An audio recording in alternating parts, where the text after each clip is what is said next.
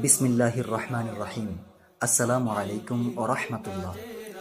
পাক ভারত উপমহাদেশের অন্যতম আধ্যাত্মিক মার্কাজ সারসিনা দরবার শরীফ কর্তৃক প্রতিষ্ঠিত বাংলার লাখো ছাত্রের হৃদয়ের সংগঠন বাংলাদেশ ছাত্র হিজবুল্লাহ আসছে আগামী 8ই নভেম্বর রোজ শনিবার সকাল 9 ঘটিকা হতে ঢাকা আগারগাঁওয়ে অবস্থিত চীন মৈত্রী সম্মেলন কেন্দ্রে অনুষ্ঠিত হতে যাচ্ছে বাংলাদেশ ছাত্র হিজবুল্লাহ এর কেন্দ্রীয় কাউন্সিল 2025।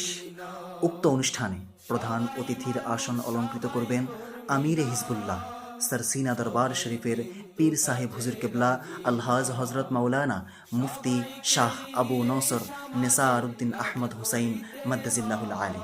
তাই বাংলাদেশ ছাত্র হিজবুল্লাহর জেলা, উপজেলা, ইউনিয়ন, ওয়ার্ড ও ইউনিট শাখার সকল নেতৃবৃন্দ, কর্মী ও সমর্থকদেরকে বাংলাদেশ ছাত্র হিজবুল্লাহ কেন্দ্রীয় কাউন্সিল 2025 এর অনুষ্ঠানে যোগ দিয়ে অনুষ্ঠানকে সফল করার জন্য বিশেষভাবে অনুরোধ জানাচ্ছি।